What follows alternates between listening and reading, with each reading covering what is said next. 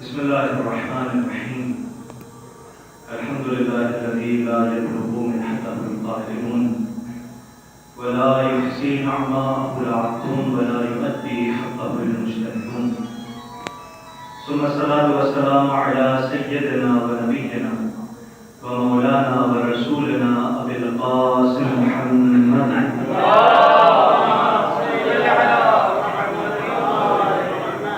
وآله الطيبين الطاهرين المعصومين المظلومين ولعنة الدائمة الباقية على أعدائهم أجمعين من الآن إلى قيام يوم الدين. أما بعد، فقد قال علي بن موسى رضا عليه السلام: رحم الله امرأ أحيا أمرنا. فقيل له: يا رسول الله ما أمركم؟ فقال عليه السلام: يتعلم علومنا ويعلمهم الناس، لأن الناس لو علموا حسن كلامنا لاتبعونا. صلوات على محمد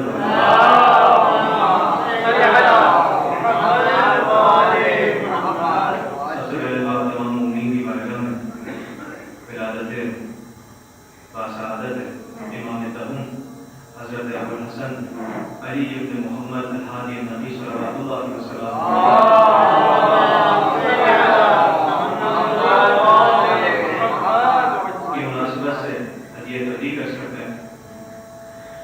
یہ سلسلہ دروس کے جو عموماً ہمارے یہاں اس علاقے میں بھی اور مختلف علاقوں میں شب جمعہ کے عنوان سے اور روز جمعہ کے عنوان سے اور بہرحال معرفت اہل بیت کے عنوان سے جن کا انعقاد کیا جاتا ہے، اگر اس کے مرکزی خیال کو انسان خود اہل بیت سے سوال کر کے پوچھے کہ مولا آپ بتائیے کہ یہ جو اہل بیت کے شیعہ جو مجالسہ کرتے ہیں، جو محافل منعقد کرتے ہیں، اہل بیت کے جانے والے جو ایک جگہ آ کر مل جاتے ہیں، جمع ہو جاتے ہیں، عموماً ہمارے یہاں کیا ہوتا ہے؟ مجالس ہوں، محافل ہوں، دروس ہوں، آغاز حدیث قصہ سے ہوگا، اور یہ شیعوں کا مل کر بیٹھنا اور اہل بیت کے ذکر کو تازہ کرنا اور اہل بیت کے ذکر سے اپنی نور کے اندر اضافہ کرنا، اس کی اہمیت خود اتنی زیادہ ہے کہ پیغمبر اکرم کی بیٹی نے جب حدیث قصہ کو روایت کیا تو اس وقت تک حدیث قصہ کا اختتام نہیں ہوتا جب تک حدیث قصہ سننے والے مومنین کے لیے دعا کے لیے جناب سیدہ ہاتھ بلند کرتا،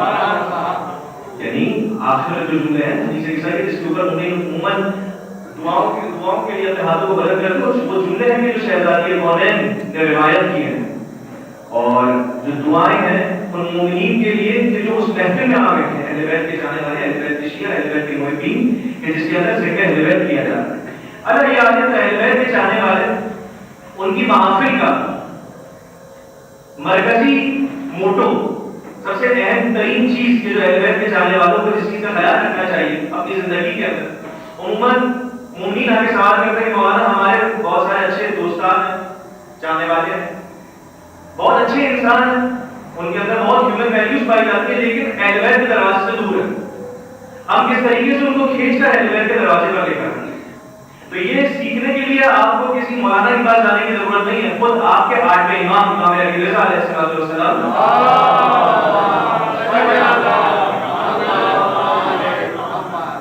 حضرت نے اس حدیث کے اندر اس چیز کو بالکل روشن اور واضح کر دیا۔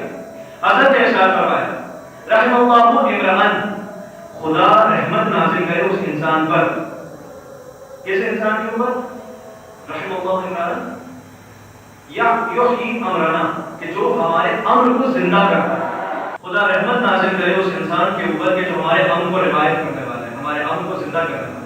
فقیل، راوی آیا اور مولا سے سوال کیا، مولا یہ بتائیے کہ آپ کا امر کیا ہے کہ جس کو روایت کرنے کے اوپر آپ اس ریوارڈ کی بات کر رہے ہیں کہ خدا رحمت نازل کرے؟ تو امام نے ارشاد فرمایا: یتعلم علومنا، نمبر 1 ہمارے علوم کو سیکھو، وَيُعَلِّمُهَا النَّاسَ، جب سیکھ لو لوگوں کو ان علوم کی تعلیم دو۔ اچھا، یہاں پر اگر سوال کے اعتبار سے دیکھو تو راوی کا سوال ہے کہ مولانا آپ کا امر کیا ہے؟ جواب مکمل ہو گیا، لیکن عجیب بات یہ ہے کہ آٹھویں امام نے اپنے کلام کو یہاں مکمل نہیں کیا، بلکہ آٹھویں امام نے اس سے آگے بڑھ کر چند اور کلمات کو ادا فرمایا۔ اچھا، یہ بکھرانا نہیں ہے کہ جہاں پر کوئی تقریر کر رہا ہے تو بنا سر پیر بغیر کسی مصلحت کے تقریر کیے جا رہا ہے، سننے والا بھی گھبرا رہا ہے کہ مقصد کیا ہے اس بات کا. یہ وہ گھرانا ہے کہ جب کلام کرتا ہے تو سننے والا سن کر یہ کہتا ہے کہ ممکن ہے کہ کوئی بات مجھ سے پوچھنا رہ گئی ہو، امام میرے قلب کی آواز کو سن کر بتا رہے ہیں. ہمیں معلوم ہے کہ جو بات تم نے زبان سے ادا کی ہے اس کا بھی جواب دے رہے ہیں، اور جو تمہارے قلب کے اندر پوشیدہ رہ گئی ہے اس کا بھی ہم جواب دے رہے ہیں. فرمایا لأن الناس، کیونکہ انسان لو علموا محاسن کلامنا، اگر ان کو علم ہو جائے کہ ہمارے کلام میں حسن کتنا پایا جاتا ہے، لاتبعونا، اس کا نتیجہ کیا نکلے گا؟ پہلی چیز علم حاصل ہو جائے ہمارے کلام کا، کتنا حسن اس کے اندر پایا جاتا ہے، لاتبعونا، خود بخود ہمارے پیچھے چلنے لگیں گے. یعنی کوئی مناظرہ کرنے کی ضرورت نہیں ہے، آپ کو کسی کو تلوار کے ذریعے سے اس دروازے پر لانے کی ضرورت نہیں ہے. لوگوں کو دعائے کمیل کی افادیت بتائیے، لوگوں کو صحیفہ سجادیہ سنائیے، لوگوں کو بہار الانوار سے واقف کروائیے، لوگوں کو اصول کافی سے واقف کروائیے. خود بخود انسان کا قلب گواہی دے گا کہ یہ کلام کرنے والا کوئی عام کلام کرنے والا نہیں ہے، یہ نور الہیہ کی روشنی کے اندر کلام کیا کرتا ہے، کسی اور چیز کی ضرورت ہی نہیں ہے. اچھا، اب عموماً اب یہاں پر جو کچھ ہمارے ینگسٹرز ہیں وہ اس بات کو زیادہ بہتر انداز سے محسوس کریں گے. آپ سائنٹیفک دنیا کے اندر دیکھیں، چیزوں کے اندر کوریلیشن اسٹیبلش کیا جاتا ہے. مثال کے طور پر معاشرے کے اندر انفلیشن بڑھی، مہنگائی بڑھی، خود بخود لوگوں کے اندر اینزائٹی کا جو لیول تھا وہ بڑھ گیا. تو لوگوں نے اس بات کو جانا کہ جیسے جیسے مہنگائی بڑھتی ہے اینزائٹی بڑھتی ہے، دونوں کے درمیان کوریلیشن ہے. اسی طریقے سے جیسے جیسے کھانے کی کوالٹی کم ہوتی جائے گی، امراض کی کوانٹٹی بڑھتی جائے گی. اس کا مطلب یہ دونوں آپس میں ریلیٹڈ چیز ہے. امام نے یہاں کوریلیشن اسٹیبلش کیا ہے. پہلی چیز کیا ہے؟ ہمارے کلام کے حسن کا علم. جتنا جتنا ہمارے کلام کے حسن کے علم میں اضافہ ہوتا چلا جائے گا اتنی زیادہ ہماری اتباع میں اضافہ ہوتا چلا جائے گا. اب آپ کو پرواہ کرنے کی ضرورت نہیں ہے کہ فلاں شخص اہل بیت کی اتباع نہیں کر رہا، صرف اس کو یہ بتائیے کہ اہل بیت کے کلمات کا حسن کتنا ہے، خود بخود اس کا دل اہل بیت کے دروازے کی طرف لبکتا چلا جائے گا. تو اس شب جمعہ کے دروس، روز جمعہ کے دروس اور ہفتہ وار جتنے دروس ہوتے ہیں، اس میں کوشش کرے انسان ایک حدیث، دو حدیث، مولا کا ایک مکتوب، مولا کا ایک خطبہ، کم از کم ایک کلمہ کے ساتھ مولا کا کلمہ کثیرہ مولا کا ایسا ہو کہ جس کو انسان سنے اور اپنے دل کے اندر محفوظ کرے، تاکہ اس کے علم کے درجے میں بھی اضافہ ہوتا جائے، اتباع کے درجے میں بھی اضافہ ہوتا جائے. ایک صلوات علیہ وسلم.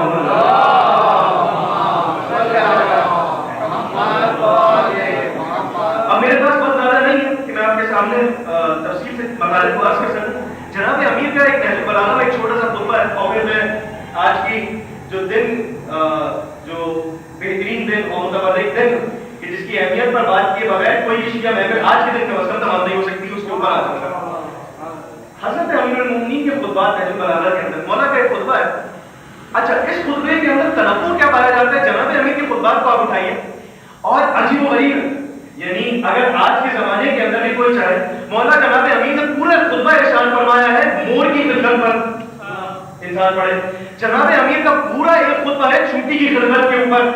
عجیب و غریب معاملہ یہ ہے کہ جناب امیر المومنین نے چونٹی کی انیٹمی کے اوپر بات کی ہے.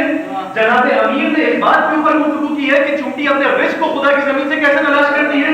جناب امیر نے اس پر بحث کی ہے کہ جب سردیوں کا موسم ہوتا ہے تو یہ رزق کیسے تلاش کرتی ہے، جب گرمیوں کا موسم ہوتا ہے تو رزق کیسے تلاش کرتی ہے، اپنے کھانے کی پریزرویشن کا انتظام کس طریقے سے کرتی ہے، اگر دانا دال کا ہو تو کس طریقے سے توڑتی ہے، اگر دانا کسی اور چیز کا ہو تو کس طریقے سے توڑتی ہے.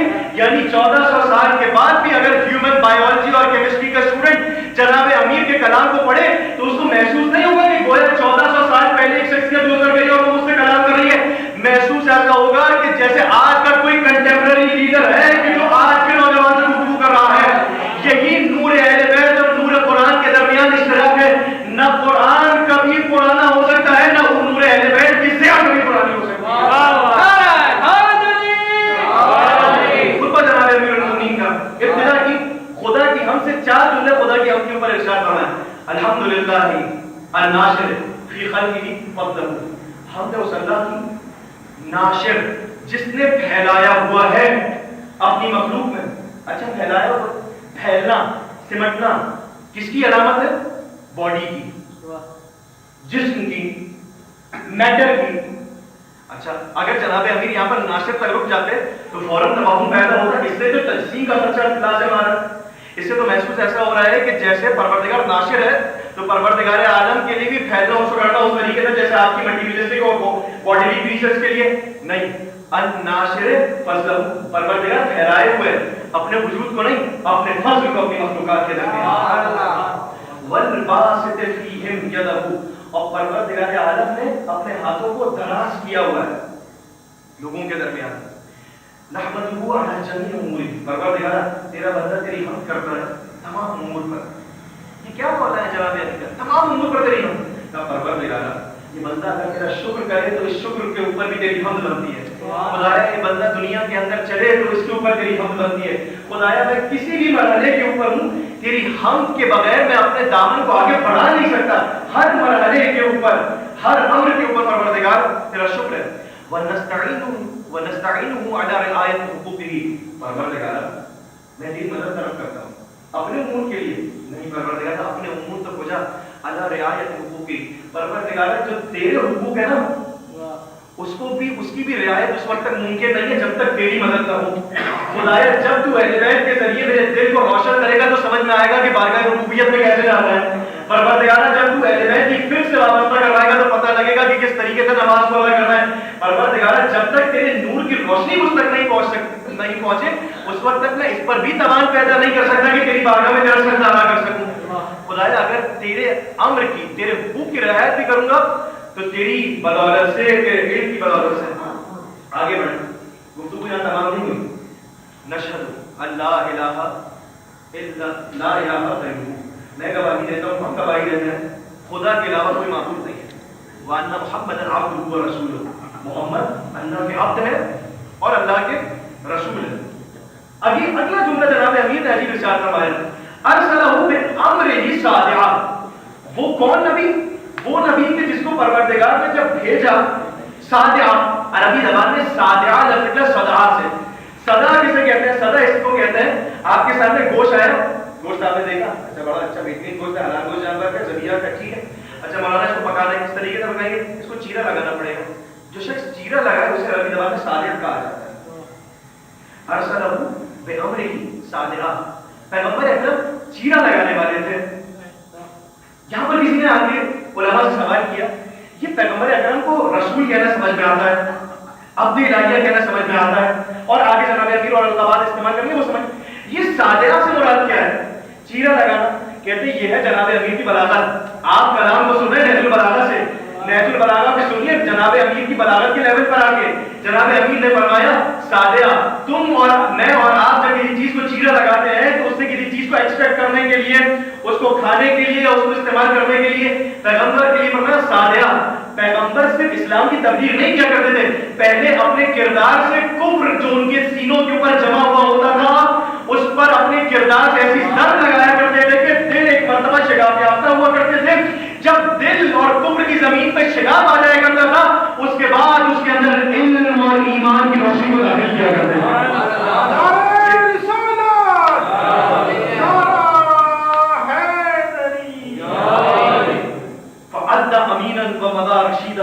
کون ہے میرے بھائی رسول خدا؟ ادّا امین. جب اپنی امانتوں کو پہنچایا کرتے تھے، چاہے وہ اسلام جو خدا کی امانت ہے وہ پہنچانی ہو یا وہ جو کفار سے امانت دی گئی تھی مکے کے اندر وہ پہنچ. ادّا امین، جب بھی کسی چیز کی ادائیگی کی امانت داری کے ساتھ. اور مزہ رشیدہ، ارے جب دنیا سے گئے نا، عجیب اللہ ہے، دنیا سے گئے رشد کی حالت میں، ہدایت کی حالت میں. مولا آپ کو کہنا چاہیے تھا وعشا مدینت وعاشا رشیدن، رسول نے زندگی گزاری رہنمائی کے ساتھ.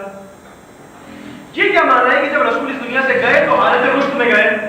گویا جناب امیر اس ذہن کو مکفر کرنا چاہ رہے تھے جو یہ کہہ رہا تھا ان الرجل قد یحجر. جو لوگ یہ قائل ہو گئے تھے کہ آخری زمانے کے اندر نعوذ باللہ پیغمبر کی عقل کے اوپر خدشہ کرنے لگے. خبردار شیعہ بچہ یہ عقیدہ لے کر کسی مقام کے اوپر نہ چلا جائے. ہمارے عقیدوں کی درستگی کیا جناب امیر نے رسالت کے معاملے میں اس خطے کے ذریعے. رسول زندگی میں ایک زندگی گزاری رشد کے عالم میں، جب گئے تو تمہارا عقیدہ ان کی طرح نہ ہونا پائے کہ جنہوں نے نسیان کا اور ہذیان کا خدشہ پیغمبر پر وارد کیا. دنیا میں زندہ بھی رشد کی حالت میں رہے، دنیا سے گئے بھی تو رشد کی حالت کے اندر رہے. پھر ارشاد فرمایا جب دنیا سے جانے لگے وخلف فینا رعیتا، عجیب جملہ ہے، وخلف فینا رعیتا رعیت الحق من تقدم امرا. جب دنیا سے گئے خلف فینا رایتن، ایک پرچم ہمارے درمیان چھوڑ کے گئے، ایک پرچم ہمارے درمیان چھوڑ کے، کس کو چھوڑ کے گئے؟ پرچم۔ اچھا یہ پرچم کیا ہے؟ جو اس کو کراس کرے گا مرابا وہ اسلام کی حلقے سے خارج ہو جائے گا۔ اچھا، اور جو اس کے پیچھے ہٹے گا وہ ہلاکت کا شکار ہو جائے گا۔ یہ ہے پرچم اسلام۔ اچھا یہ کون سا پرچم ہے کہ جس کو پیغمبر اکرم محمد کے حوالے کر کے گئے؟ اچھا بس دلیل ہوا۔ اچھا تمہیں جو اسلام کے اس پرچم تک پہنچائے گا نا، اس کا طریقہ کیا ہے؟ بدیع الکلام، فوراً گفتگو نہیں کرتا، بدیع القیام، فوراً جنگ کے اوپر حملہ نہیں ہو جاتا۔ جب گفتگو کرتا ہے تو ٹھہر ٹھہر کے گفتگو کرتا ہے، لیکن سریعن، لیکن جب میدان جنگ میں آ جائے تو پھر کوئی اس کو روکنے والا باقی نہیں رہتا۔ اس طریقے سے جنگ کرتا ہے کہ پلٹ پلٹ کر حملہ کرتا ہے۔ گویا الفاظ دیگر پیغمبر فرماتے ہیں اگر دیکھو گے تو علی سے بڑھ کر سید الصابرین کوئی نہیں ہے، اور میدان جنگ میں آ جائے تو علی سے بڑھ کر حیدر کرام کوئی نہیں ہے۔ یہ ہے اسلام کا وہ پرچم کہ جس کے اوپر رہنمائی کون کرے گا؟ کلام کرتا ہے، بڑا سمٹ کے اور بڑے احترام کے ساتھ کلام کرتا ہے، بڑا سوجھ بوجھ کے ساتھ کلام کرتا ہے، اور جب میدان جنگ میں فوراً نہیں آتا، بڑا سوچ سمجھ کے میدان جنگ میں آتا ہے، لیکن جب میدان جنگ کے اندر آتا ہے تو کوئی اسے روکنے والا باقی نہیں رہتا۔ یہاں تک گفتگو تمام ہوئی، کیا کہا؟ تمہارے درمیان ایک پرچم کو چھوڑا، اس پرچم کے اوپر رہنمائی کرنے والا کون ہے؟ وہ کہ جس کی یہ سماعت بیان کی۔ اچھا یا رسول اللہ، یہ جو آپ نے پرچم بیان کیا ہے، اس پرچم کی علامت کیا ہے؟ اور یہ پرچم کون سا ہے کہ جس کو پیغمبر چھوڑ کر گئے؟ آگے ان روایات کی طرف جو غدیر خون کے موقع کے اوپر آئی کہ جب پیغمبر اکرم سے پوچھا گیا یا رسول اللہ غدیر خون میں کیا مرحلہ پیش آیا، آپ کے پیچھے والوں کو کا انتظار کیا گیا، آگے آنے والوں کو کہا گیا کہ پیچھا؟ فرمایا امر اللہ ہو نسب اخی علی بن ابی طالب علیہ السلام، جب میں غدیر خون کے موقع پر پہنچا خدا کا حکم آیا کہ اپنے بھائی کو اسلام کا علم بنا کے غدیر خون کے مقام پر نصب کر دیں۔ یہاں پر جناب امین نے کیا فرمایا؟ پیغمبر گئے تو علم چھوڑ کر گئے۔ وہاں حدیث میں آیا اسلام کا علم کون ہے؟ میرا بھائی علی بن ابی طالب صلوات اللہ علیہ وسلم علیہ۔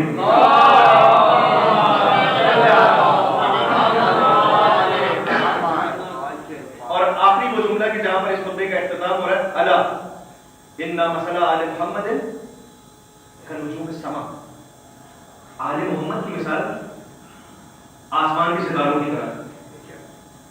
بڑا آپ کے کانوں کے اندر یہ رس بولا گیا ہوگا فلاں کی مثال آسمان کے ستاروں کی طرح ہے۔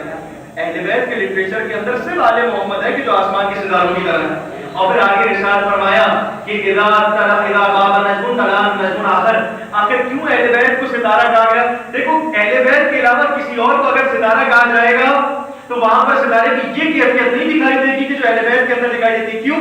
اذا غاب نجم طلع نجم آخر، ان کو آسمان کا ستارہ اس لیے قرار دیا گیا کیونکہ جس طریقے سے آسمان میں جب ایک ستارہ غروب کرتا ہے تو دوسرا نمودار ہو جاتا ہے، آل محمد میں سے ایک امام جاتا ہے، خدا حجیت کے سلسلے کو ختم نہیں کرتا، یہاں ایک امام گیا وہاں سے دوسرا امام دور کیا کرتا ہے۔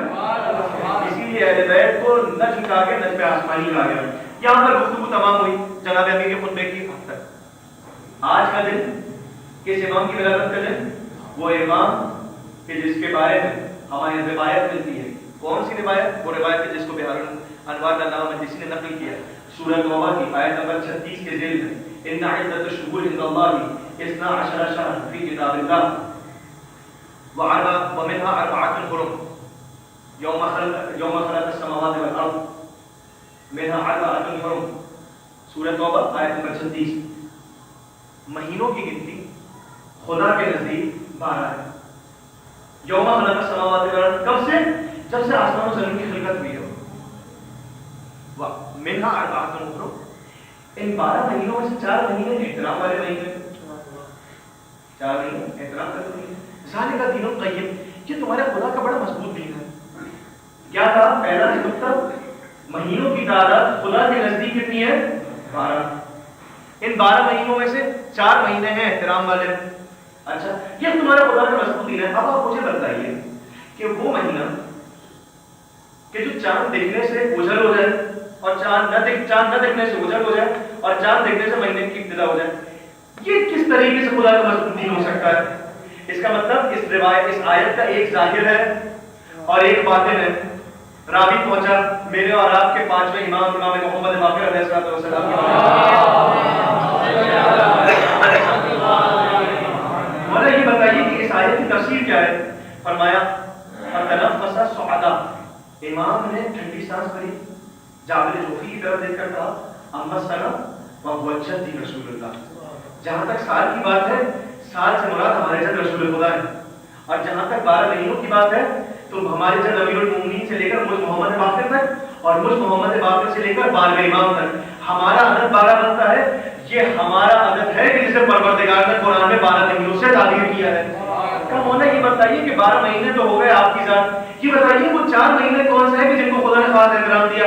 फरमाया हम 12 आइम्मा में से जिसका नाम खुदा के इज़्ज़त से अली रखा गया है उसके लिए खुदा खास एहतराम का कायल है। यानी कौन? जनाब अमीर, 14वें इमाम, 8वें इमाम और 10वें इमाम, यानी मौलूद शबे 5 रजब हजरत इमाम अली नबी सल्लल्लाहु अलैहि वसल्लम।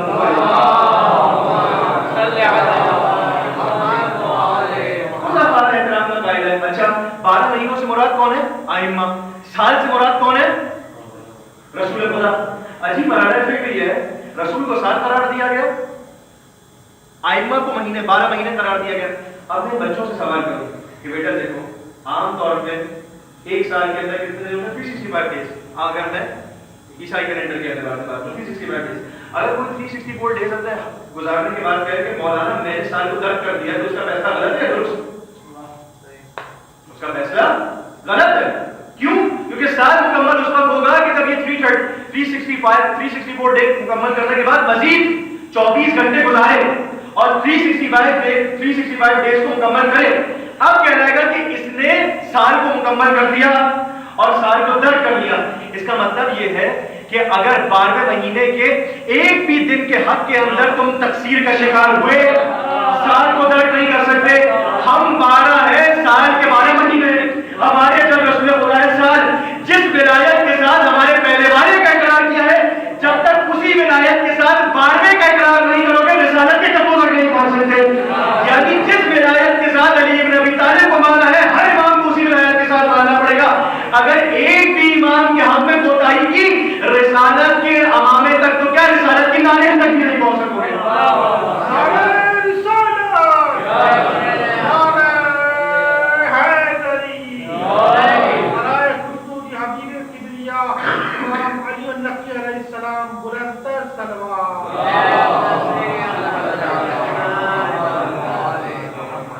तो आज का दिन मंसूब था अहले बैत के घर के साल के 10वें महीने से, यानी वालिद इमाम अस्करी, जद्दे हजरत हुज्जत, फर्जंद इमाम तकी जवाद हजरत अबुल हसन इमाम अली नबी सल्लल्लाहु अलैहि वसल्लम पढ़ने से सलावत पढ़ने।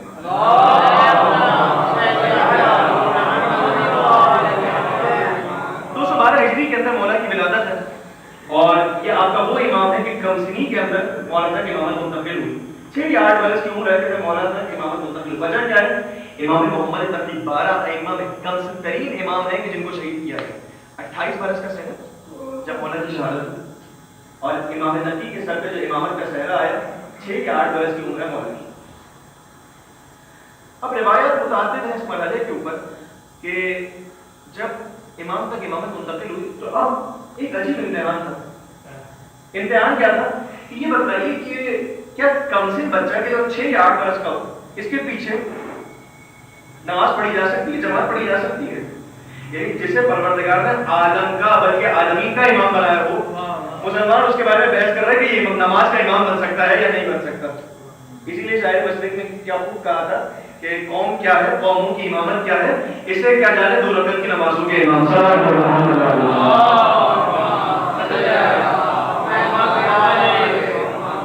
अच्छा, अब मस्जिद के अंदर निज़ा हो रहा है कि मौला के पीछे नमाज दुरुस्त है, जमात या जमात दुरुस्त नहीं है। अहलेदार किसी कान चाहने वाले के कान में आवाज आई, आगे बढ़ा, गिरबान पकड़ के जमीन पर गिरा। तब तुम्हें शर्म नहीं आती?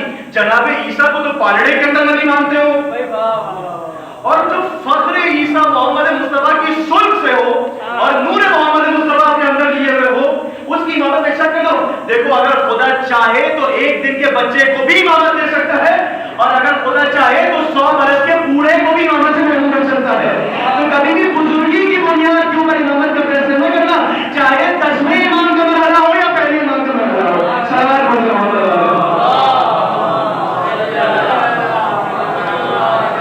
चाहे 10वें इमाम का मरहला हो, चाहे पहले इमाम का امامت نور الہیہ ہے. اب ایک مرتبہ امام کی امامت ہے. اب اس وقت کا جو عباسی بادشاہ ہے, اب بادشاہوں کو بڑی اہل بیت سے حسد بغض, اور جب امام تقی کی شہادت ہوئی تو اب یہ کہ امامت منتقل ہوئی ہے اس پرسن پر امام تقی کے, تو بادشاہی نظام کے اندر اس زمانے کے استاد کو بلایا گیا, اپنے بڑے کا, اپنے زمانے کا بڑا بہترین مفسر قرآن, اپنے زمانے کا بڑا بہترین محدث, بڑا بہترین عرب لغت کے اوپر کمانڈ رکھنے والا تاریخ نظام جنیدی کا بیان کیا. کہا کہ آپ سے گزارش ہے کہ اپنے تمام کاروں کو چھوڑیے اور روزانہ آپ جایا کیجیے حضرت جواد کے گھر میں. ان کی تو شہادت ہو گئی ہے, لیکن خدا نے ان کو ایک بیٹا دیا تھا اور ان کے بیٹے کا نام علی ہے, اور جا کے ان کی تربیت کی ہے. یعنی جو دنیا کا مربی بن کے آیا ہے امت اس کی تربیت کروانا چاہتی ہے. اچھا جو ٹھیک ہے, بادشاہ جیسا پہنچ گیا ہے دروازے پہ, تک بات کے دروازے کو کھولا گیا, اندر داخل ہوئے, دوسرا تیسرا کچھ دن کے بعد بادشاہ نے طلب کیا. آج کے زمانے میں آپ کی اسکول سے طلب کرنا پروگریس رپورٹ کیا ہے بچے کی, اب بادشاہ نے بھی پروگریس رپورٹ طلب کی, کس کی, خاندان جنگیر کی. ہاں بھی جنیدی کیا حال ہے, خیریت سے, کہ یہ بتلائیے کہ ہم نے آپ کی ذمہ کام لگایا تھا. کیا کام کا کام یہ تھا کہ ہم چاہتے تھے کہ آپ حضرت نبی کی تربیت کی, تو کیا آپ بچے کی تعلیم دے رہے ہیں؟ کباشوں تعلیم تک کا تو کچھ نہیں معلوم, جب سے ان کے گھر پہ گیا ہوں کچھ نہ کچھ سیکھ کر واپس آ رہا ہوں. کیا مطلب؟ کہا جب پہلے دن گئے تو میں انتظار میں تھا کہ بچہ میرے پاس آئے گا. جیسے ہی وہ بچہ داخل ہوا اس کے چہرے کو دیکھ کر میرے جسم کے اوپر ایسی کبکبی تاری ہوئی کہ پہلے دن ہمت ہی نہیں ہوئی کہ اس کے سامنے کلام کر سکوں. اس قدر نور اور جلالت کا پیکر یہ بچہ کہ میرے اندر ہمت نہیں تھی کہ اس سے کلام کر سکوں. دن گزر گیا, اگلے دن پورے دن پریکٹس کرتا رہا, اور پریکٹس کرنے کے بعد بڑی ہمت کے بعد پہنچا ان کے گھر پہ. اور مرتبہ کافی نے اردو سوال کیا کہ بتاؤ فضل قرآن آتا ہے؟ کس سے سوال کیا؟ وہ کہ جس کے جد نے آنکھیں کھول کے فرمایا تھا کہ یا رسول اللہ یہ بتائیے کہ تورات سناؤ, زبور سناؤ, انجیل سناؤ یا قرآن کریم سناؤ. کہا فرزند یہ بتاؤ کہ قرآن آتا ہے؟ یا جنیدی بتا کہ تو کون سی سورہ سننا چاہتا ہے؟ کہا میں نے کام پہ چڑھتے چڑھتے طویل سورہ کا نام دیا. جب اس طویل سورہ کا نام دیا تو اس فرزند نے سامنے سے سورہ کو مکمل پڑھا, اس کے بعد اس کی تفسیر کو میرے لیے بیان کیا, اس کے بعد بیان کیا کہ کون سی آیت مکے کے اندر نازل ہوئی, کون سی آیت مدینے میں نازل ہوئی, کون سی آیت دن میں نازل ہوئی, کون سی آیت رات میں نازل ہوئی. زبان حال یہ تھا کہ شاید امام نبی اس شخص سے کہہ رہے ہو کہ تو خاندان تدبیر کا امتحان لینے کے لیے آئے. ارے جب ہم کلام کرنے کے لیے آئے تو دنیا کے بڑے سے بڑا مفسر اگر ہمارے جج کے سامنے بیٹھ جائے تو ہمارے جج کہا کرتے ہیں کہ آؤ مجھ سے سوال کرو, کیونکہ میں جانتا ہوں کہ رسول پر کون سی آیت کس حال میں نازل ہوئی, کون سی گھر میں نازل ہوئی, کون سی چادر میں نازل ہوئی, کون سی مبارکہ کے میدان میں نازل ہوئی, کون سی تکبیر کے میدان میں نازل ہوئی. سوال پر محمد رسول اللہ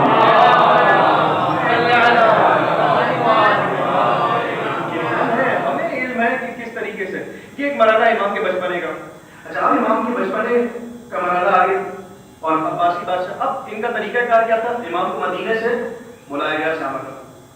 اچھا مختلف اوقات کے اوپر کوشش یہ کی جاتی تھی کہ ائمہ کے امور کے اوپر نگاہ رکھی جائے.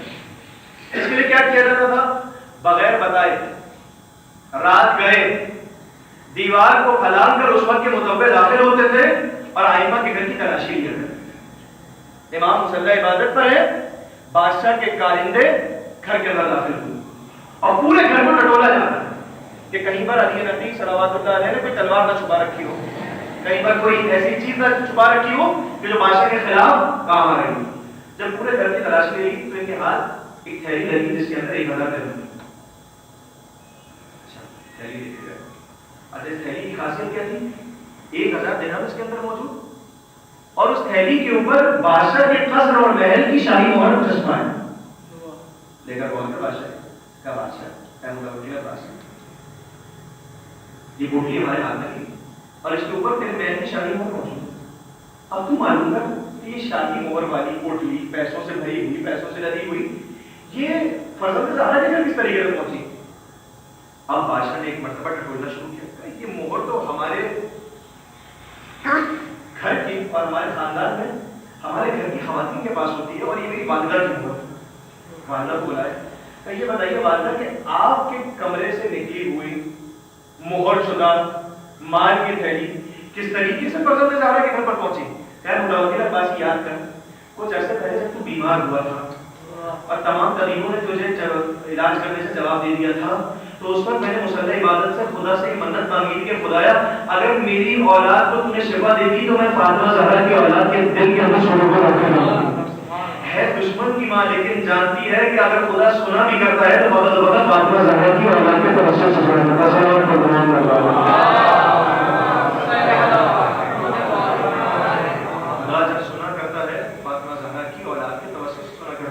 इस तरह के बहुत सारे वाक़यात जो इमाम के मदीने के अंदर पेश आए।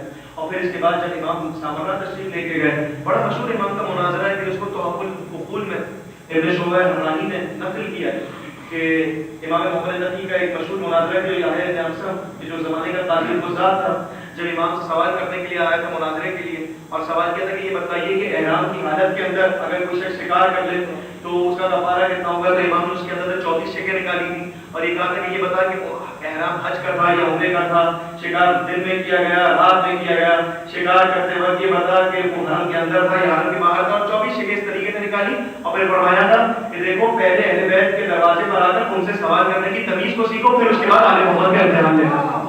ये वालिद गिरामी के साथ मुनाजरा पेश आया। बेटे के साथ कौन सा मुनाजरा पेश आया? अब चूंकि वालिद गिरामी से गुफ्तगू करने के बाद इसमें हिम्मत तो नहीं थी कि बेटे का सामना कर सके, तरीक़ाकार क्या अपनाया गया? तरीक़ाकार ये अपनाया गया कि इमाम नबी के भाई जनाब मूसा मुबरका, कौन? इमाम नबी के फर्जंद हैं। जितने भी रज़वी सादात आज इस दुनिया के अंदर मौजूद हैं, तकवी सादात तो मूसा मुबरका की औलाद में से हैं। जनाब मूसा मुबरका नाम मूसा था, मुबरका क्यों कहा जाता था? चेहरे पर हुस्न जमाल इतना था कि अपने चेहरे पर नकाब और बुर्का रखा करते थे, इसलिए नाम पड़ गया मूसा मुबरका। जितने रिज़वी सादात आज आपको दिखाई दे ये सब जनाब मूसा मुबरका की औलाद से। जनाब मूसा मुबरका को बुलाया, कुछ सवालात उनके हवाले किए, कई सवालात, और हम चाहते हैं कि आप अपने भाई अली नकवी के पास जाएं, उनके जवाब दीजिए। 12 से 13 सवालात मुकम्मल नहीं कर सकूंगा मैं उसको, एक दो सवालात और आपकी जवाब देता हूँ। उसके अंदर कुछ सवालात किए गए। पहला सवाल ये है कि कुरान के अंदर मौजूद है अल्लज़ी मन इंदहु इल्मुम मिनल किताब, कि जब जनाब सुलेमान ने एक सवाल किया कि ये बताओ कि तख्त बिल्किस मेरे लिए कौन लेकर आएगा, तो एक शख्स खड़ा हुआ जिसके पास इल्मुम मिनल किताब, किताब का कुछ इल्म था, मुकम्मल नहीं, कुछ इल्म था, और उसने ये कहा कि मैं आपके लिए तख्त लेकर आऊंगा, अना आती है, मैं लेकर आऊंगा इस तख्त को क़ब्ल अन यर्दा तरफ़ुक, इससे पहले कि आपकी आंख आपकी पलक झपके वो तख्त आपके सामने होगा। सवाल ये है कि अगर जनाब सुलेमान खुद साहिब नबूवत थे तो जनाब सुलेमान को किसी और के मुझसे की जरूरत क्यों पड़ी? एक सवाल का। दूसरा सवाल ये है कि जब जनाब यूसुफ को परवरदिगार आलम ने हुकूमत इनायत फरमाई और सल्तनत के खजानों के ऊपर फाइज कर दिया और जनाब याकूब पहुंचे, फरफा अबावई है अलल अर्श, जनाब यूसुफ ने अपने वालिदैन को अर्श पर यानी तख्त पर बुलाया, फखर लहू सुज्जदा, तो तमाम के सवाम ने जनाब यूसुफ के सामने सजदा किया। यूसुफ भी नबी खुदा, याकूब भी नबी खुदा, कि नबी खुदा को ये मालूम नहीं था कि अल्लाह के अलावा किसी और को सजदा किया जा सकता है? दूसरा सवाल। तीसरा सवाल ये था कि ये बताइए कि जब जनाब अमीरुल मोमिनीन ने जमल के मैदान के अंदर जनाब अमीर ने ये खबर पहुंची कि इब्ने सफिया ने जुबैर को कत्ल कर दिया, तो जनाब अमीर ने ये फरमाया कि उसको खबर दे दो जिसने जुबैर को कत्ल किया है जहन्नम की। अगर जनाब अमीर के नजदीक जुबैर का कातिल जहन्नमी था तो जनाब अमीर ने खुद उसे कत्ल क्यों नहीं किया? और चौथा सवाल के जो जनाब अमीर मोमिनीन के मुताल्लिक किया गया कि ये बताइए कि जनाब अमीर ने जमल में भी जंग लड़ी दुश्मनों इस्लाम के खिलाफ, सिफीन के अंदर भी जनाब अमीर ने मुकाबला किया दुश्मनों का, लेकिन जमल से जो लोग भागे थे जनाब अमीर ने कहा कि जो भाग रहे हैं इनको पकड़ के कत्ल मत करना बल्कि इनको जाने देना।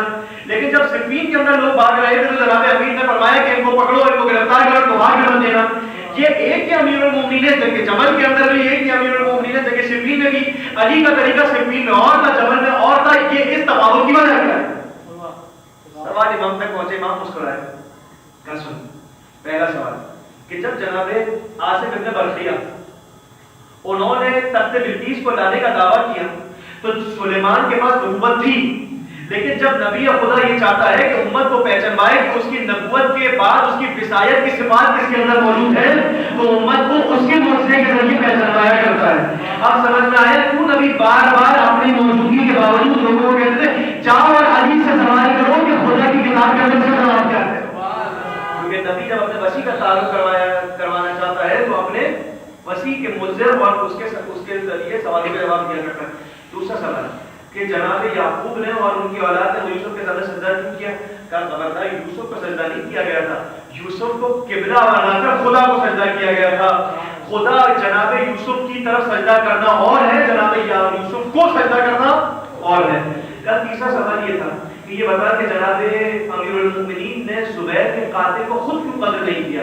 اس کا جواب یہ تھا کیونکہ ہم اس کو امام مانتے ہیں کہ جو علم غیب کا مالک ہوا کرتا ہے۔ علی جانتے تھے کہ زبیر کا قاتل کہیں جائے گا نہیں، نہروان میں لوٹ کے علی بن ابی طالب کے پاس ہی آئے گا اور نہروان میں علی اپنی ہی مسلمان سے اس کا تلا جمع کریں گے۔ جب نہروان کو اس کو قتل کرنا ہی تھا تو علی کو کیا ضرورت تھی کہ اگر الگ سے فوج بھیج کر قتل کروایا جائے؟ اور پھر چوتھا سوال یہ تھا کہ علی نے جمل میں بھاگنے والوں کو گرفتار نہیں کروایا اور علی بن ابی طالب نے صفین میں بھاگنے والوں کو گرفتار کروایا۔ کہ اس کا جواب یہ تھا کہ علی جانتے تھے کہ جمل میں جو شیطان علی کے خلاف لشکر کو لے کر آیا تھا وہ مسمار اور پسپا ہو کے اپنے گھر جا چکا ہے، اگر یہ لوٹ کر جائیں گے تو شیطان کی طرف واپس نہیں جائیں گے۔ لیکن صفین میں علی کو معلوم تھا کہ وہ شیطان ابھی بھی ایک مقام پر رکا ہوا ہے، صفین کے بھاگنے والے بکھریں گے نہیں بلکہ دوبارہ جا کے اس شیطان سے ملاقات ہو جائیں گے، اسی لیے جمل والوں کو گرفتار نہیں کروایا گیا اور صفین والوں کو گرفتار کروایا۔ اس طریقے سے جناب امام نقی نے ان سوالات کے جوابات دیے اور یحییٰ ابن اکثر کے اوپر یہ بات ثابت ہو گئی کہ باپ ہو یا بیٹا نور امامت کی روشنی کبھی مار نہیں ہوا کرتی ہے۔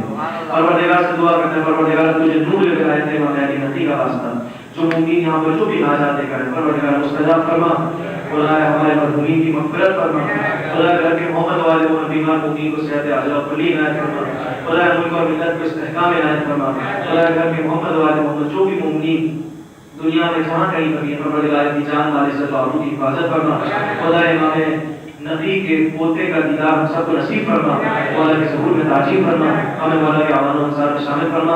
ان اللہ و ملائکتہ یصلون علی النبی یا ایھا الذین آمنوا صلوا علیہ وسلموا تسلیما۔